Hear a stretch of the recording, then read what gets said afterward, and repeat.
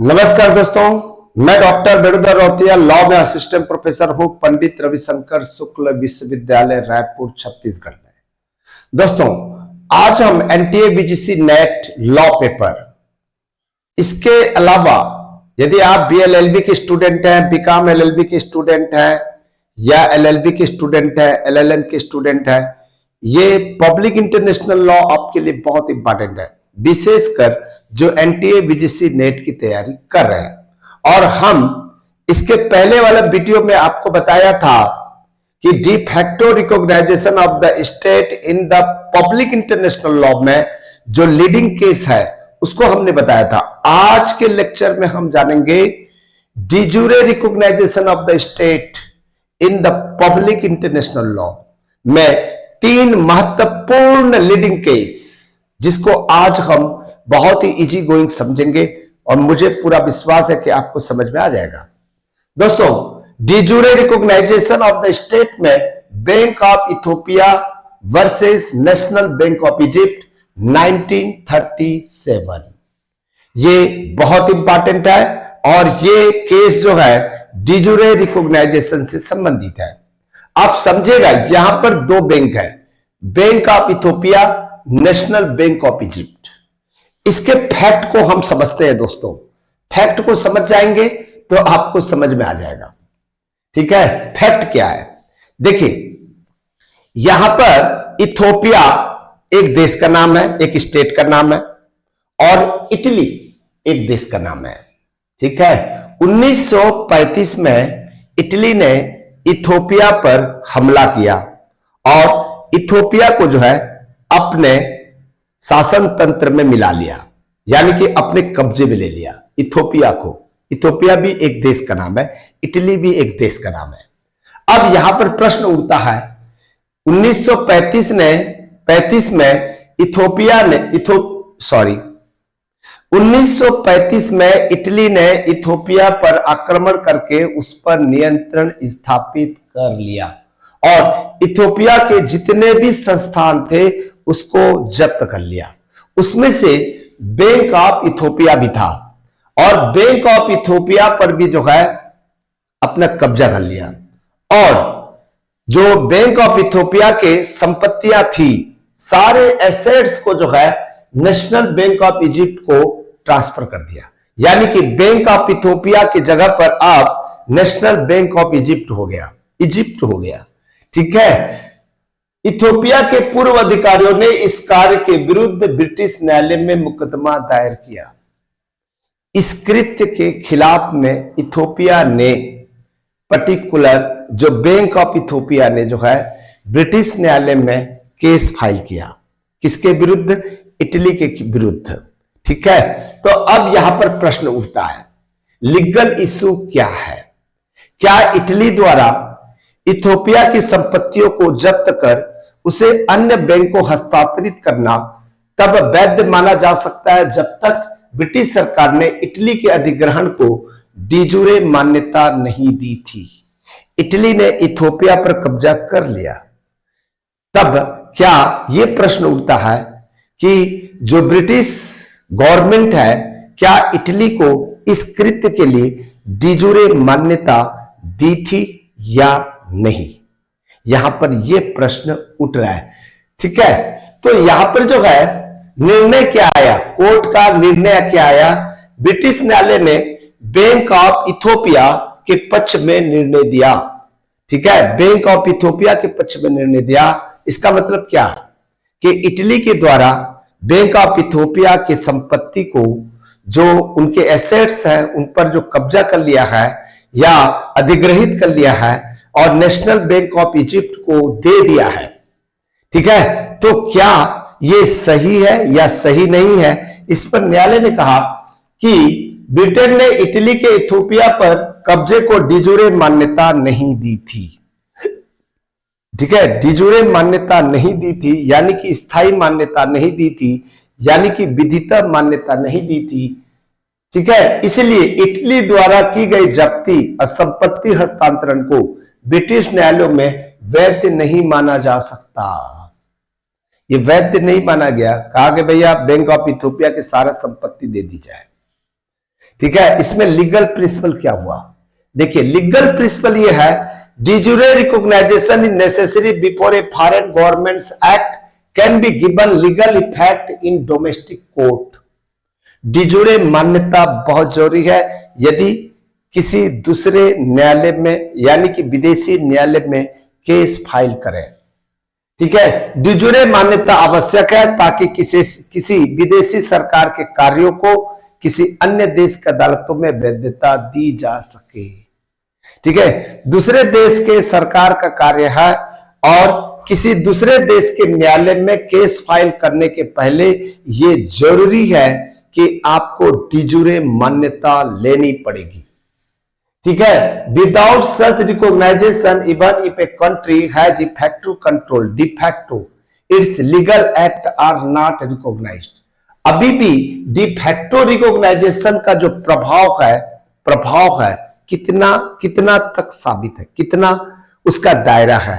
ठीक है, de facto मान्यता के आधार पर आप किसी भी विदेशी न्यायालय में जाकर जो है अपना निर्णय यानी कि न्याय प्राप्त नहीं कर सकते जब तक de jure मान्यता नहीं मिल जाती।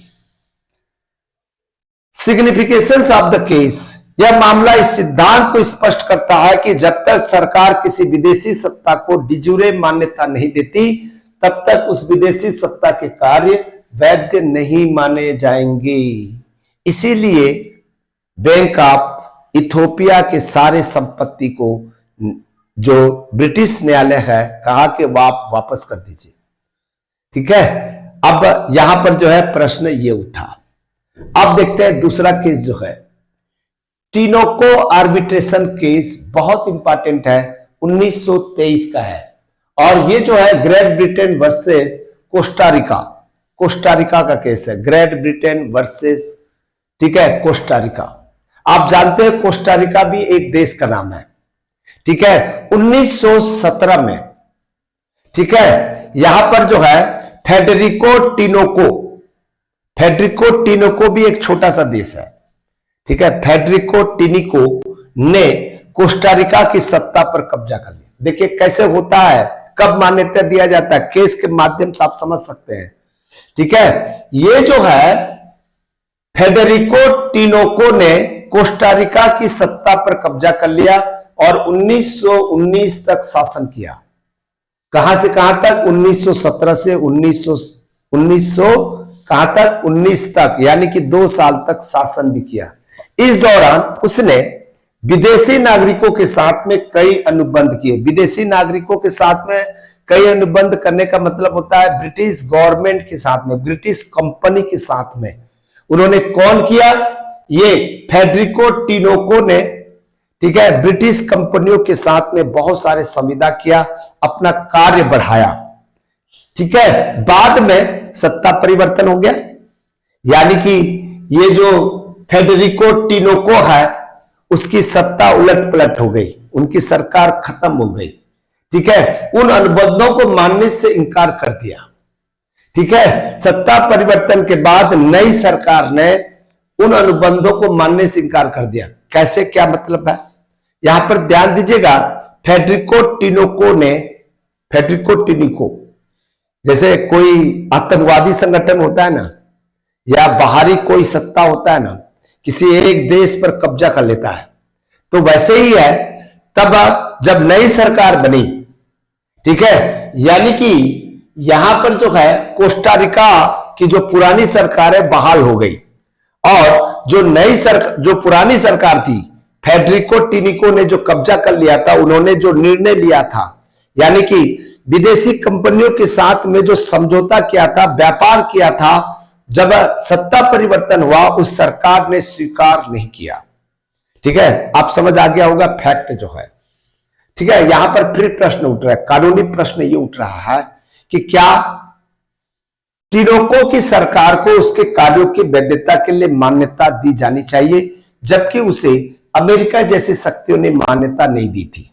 अब देखिएगा, ये टिनोको की जब सरकार आई थी तब किसी भी देश ने, या पर्टिकुलर यूके हो या अमेरिका हो, उसको मान्यता नहीं दिया था। कहा कि यह गैर कानूनी तरीके से अपने सरकार का उलट पलट किया हुआ है। ठीक है, तब यहां पर मान्यता नहीं दी थी। तो उनके जो सरकार है, टिनको की सरकार के जो कार्य थे, कार्य क्या थे, जो विदेशी कंपनियों के साथ में जो समझौता किया था, ठीक है, उसको मान्यता दी जाए या नहीं, ये एक लीगल इशू था। और डिसीजन क्या है देखिएगा यहां पर जो है, ठीक है, डिसीजन क्या है, डिसीजन ये आया दोस्तों कि मुख्य न्यायाधीश टॉप्ट, इसको भी याद कर लीजिएगा, इस केस में मुख्य न्यायाधीश टॉप्ट ने निर्णय दिया, यदि कोई सरकार किसी क्षेत्र पर वास्तविक नियंत्रण यानी कि डिफैक्टो कंट्रोल रखती है तो उसके कार्य वैध माने जा सकते हैं, भले ही उसे डिजूरे मान्यता न मिली हो। इसीलिए टिनोको द्वारा किए गए समझौते वैध थे। यहां पर टिनोको यानी कि उनकी सरकार की यहां पर जो है कोई सरकार सत्ता पलट हुई तो उनके जो कार्य थे उसको वैध माना गया। हालांकि उनको डिफैक्टो रिकॉग्नाइजेशन था, डिजूरे रिकॉग्नाइजेशन नहीं था। ये एक ऐसा पहला केस है जिसमें यह कहा गया है कि डिफैक्टो रिकॉग्नाइजेशन भी रिकॉग्नाइजेशन ही है, उसके लिए जरूरी नहीं है कि डिजूरे रिकॉग्नाइजेशन हो। ठीक है, यानी कि टिनोको के सरकार के द्वारा किए गए समझौते को वैध माना गया। यहां पर प्रश्न क्या उठता है देखिएगा, ठीक है, यहां पर सिग्निफिकेंट क्या है, इस मामले ने यह स्पष्ट किया कि अंतर्राष्ट्रीय मान्यता का अभाव में भी वास्तविक नियंत्रण यानी कि डिफैक्टो रिकॉग्नाइजेशन सरकारी कार्यों की वैधता के लिए पर्याप्त हो सकता है। डिफैक्टो रिकॉग्नाइजेशन को भी मान्य किया है।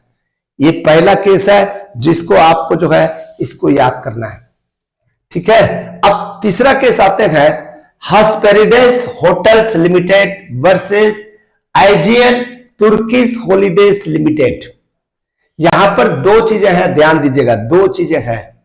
ठीक है, इसको आपको समझना है। 1974 में तुर्की, ठीक है, तुर्की ने उत्तरी साइप्रस में सैन्य हस्तक्षेप किया, जैसे पाकिस्तान में होता है। ठीक है, पाकिस्तान में होता है ना, सैन्य हस्तक्षेप होता है। तो यहां पर 1974 में तुर्की ने उत्तरी साइप्रस में सैन्य हस्तक्षेप किया, जिसके बाद में Turkish Republic of Northern Cyprus की घोषणा की गई। यहां पर जो है ध्यान दीजिएगा, उत्तरी साइप्रस पर कब्जा किया और तुर्की ने क्या कर दिया, रिपब्लिक ऑफ नॉर्थर्न साइप्रस की घोषणा की। इस सरकार ने कई संपत्तियों पर कब्जा कर लिया, जिनमें होटल भी शामिल था। ये हेस्पेरिडेस होटल जो लिमिटेड था उसको भी उन्होंने जो है कब्जा कर लिया, जिनसे होटल भी शामिल था। हेस्पेरिडेस होटल नामक कंपनी जो ऐसे ही एक होटल की मालिक थी, ने यूके कोर्ट में एक ब्रिटिश ट्रेवल कंपनी के खिलाफ, याद रखिएगा, यूके कोर्ट में एक British travel company Aegean Turkish holidays limited के खिलाफ में मुकदमा दायर किया। मामला इसलिए उठा क्योंकि यूके सरकार ने टीआरएनसी को मान्यता नहीं दी थी। टीआरएनसी मतलब Turkish Republic of Northern Cyprus भी एक सत्ता थी, उसको मान्यता नहीं दिया था। यानी कि दोनों होटल थे। हेस्पेरिडेस होटल लिमिटेड ने एजियन तुर्किश हॉलीडे लिमिटेड पर जो है केस फाइल किया। कहां पर किया, यूके में किया। और यूके सरकार ने ये जो आपका क्या नाम है, ठीक है, Turkish Republic of Northern Cyprus, जिसको टीआरएनसी को मान्यता नहीं दिया था, तब यहां पर जो है ये केस फाइल किया था। तो यहां पर प्रश्न क्या उठता है देखते हैं, लीगल इशू क्या है, क्या किसी गैर मान्यता प्राप्त सरकार जैसे टीआरएनसी के कार्यों को यूके की अदालतों में कानूनी मान्यता दी जा सकती है या नहीं। मान्यता तो नहीं मिला था, उसके बावजूद भी क्या यहां पर प्रश्न उठता है कि क्या उनको जो है यूके के अदालत में इसकी मान्यता मिलेगा या नहीं। यहां पर निर्णय दिया, यूके कोर्ट ने निर्णय दिया कि चूंकि यूके सरकार ने टीआरएनसी को मान्यता नहीं दी थी, इसलिए यूके की अदालतें टीआरएनसी द्वारा किए गए कार्यों जैसे कि संपत्ति पर कब्जा को मान्यता नहीं दे सकती। इसलिए हेस्पेरिडेस होटल को मुकदमा दायर करने का अधिकार है। यहां पर देखिए मान्यता नहीं देगा, उनको तो डिफैक्टो रिकॉग्नाइजेशन भी नहीं मिला था, ठीक है। तो उन्होंने कहा कि ये होटल जो है जो कब्जा कर लिया है, ठीक है, कब्जा कर लिया है, तो उनको जो है ये अधिकार प्राप्त है, ये कहा। सिग्निफिकेंट क्या है, ठीक है, इसकी क्या सिग्निफिकेंट है? यह मामला यह दर्शाता है कि केवल मान्यता प्राप्त शासन के कार्यों को दूसरी संप्रभु राज्य की कानूनी प्रणाली में मान्यता नहीं दी जा सकती जब तक उसे डिजूरे मान्यता प्राप्त न हो। याद रखिएगा इसको, जो है उन्होंने साफ साफ कहा कि भैया डिजूरे मान्यता ले लो, डिजूरे मान्यता मिलेगा तो आपके पक्ष में निर्णय जाएगा। ये दोनों केस को समझिएगा। टिनोगो केस डिफैक्टो मान्यता के प्रभाव को दर्शाता है और हेस्पेरिडेस केस जो है डिजूरे मान्यता के बिना किसी शासन के कार्यों को अवैध ठहराता है।